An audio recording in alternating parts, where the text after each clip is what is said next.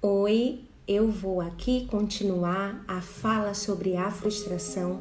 Você percebeu que essa semana eu estou falando sobre essa temática que muitas vezes é difícil de falar, de lidar e de entender. É mais fácil a gente querer passos para acabar com a frustração, né? E pensar que a gente a todo momento precisa estar vencedor, né? Ter sucesso em certas áreas da nossa vida, porque a frustração ela vai estar em várias áreas da nossa vida. Mas eu queria trazer assim um conhecimento que eu acho muito importante a gente saber a origem das coisas. Isso sempre foi algo que me chamou muita atenção. E eu vou trazer então uma fala, né, um pensamento de Winnicott sobre a ilusão da onipotência, para a gente poder entender como que a frustração nasce a partir desse pensamento, né? Então o Winnicott ele começou a observar e a estudar que o bebê ele vai passar por uma fase da onipotência, uma ilusão da onipotência.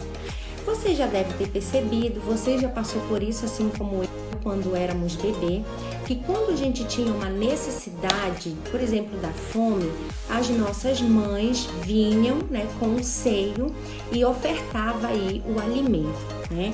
Acontece que essa necessidade desse bebê e essa chegada desse objeto, né, para satisfazê-lo, que é o seio, leva esse bebê a achar que foi ele mesmo quem criou esse seio, ou seja, ele mesmo se satisfaz com as suas próprias necessidades. Então, aí o bebê não lida, né, com a frustração, porque ele tem a necessidade e há logo, né, aí a satisfação. Lá para os 4, 5 meses, a mãe, talvez inconsciente ou consciente, começa a colocar esse bebê a experimentar aí a frustração, não atender de imediato logo as suas necessidades. E isso é interessante para todo ser humano, né? Porque aí ele começa a perceber a frustração, que o que ele deseja não vai ser atendido rapidamente, instantaneamente, vai cair aquela ilusão da onipotência dele, né? E ele vai precisar se adaptar ao ambiente, à realidade. Então, dá pra gente entender algo aqui muito interessante.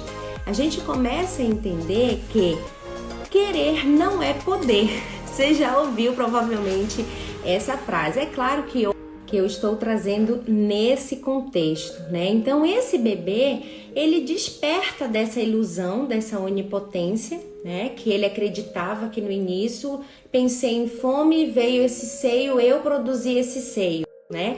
E ele percebe que o mundo não está girando em torno dele. E aí começa as frustrações iniciais que esse ser humaninho vai lidar, né, na sua jornada. Muitas vezes a gente ainda está numa fase muito fixada do nosso desenvolvimento, quando, por exemplo, a gente acredita, né, naqueles pensamentos positivos. Eu vou acreditar na positividade. É claro que a gente precisa desenvolver, né, ter esperança, mas você já parou para pensar que muita gente só se fixa nessa positividade? Vou pensar positivo para acontecer. Pensar positivo para exatamente aquilo que eu pensei acontecer. Será que aí não está tendo uma dificuldade, né, de se frustrar, não está fixado aí nessa fase? É algo que me ocorreu que, quem sabe, né, é algo para a gente refletir. Pensar positivo para exatamente aquilo que eu pensei acontecer. Será que aí não está tendo uma dificuldade, né, de se frustrar, não está fixado aí nessa fase? É algo que me ocorreu que, quem sabe, né, é algo para a gente refletir. Então, quando esse bebê aí começa a perceber, né, que tem um ambiente que ele tem que se adaptar, essa frustração que está ocorrendo com ele vai abrir as portas para a realidade. E a gente pode tomar esse exemplo para a nossa vida, né? Então, a frustração é algo da ordem necessária para a nossa vida, porque sem frustração a gente não se abre para um real. Então eu quero ler para finalizar esse pensamento, né?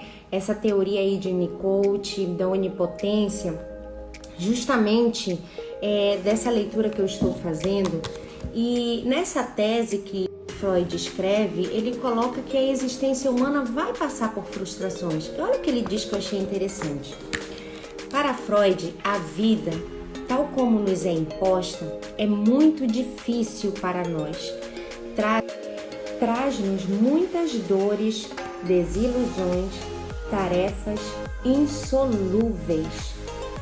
Se Freud já percebia em sua época, que já era difícil viver, imagine agora, nessa cultura do imediatismo, em que é preciso ser feliz, em que eu não posso me frustrar. Como que a gente faz para lidar com esse viver, com esse sofrimento que é muito humano?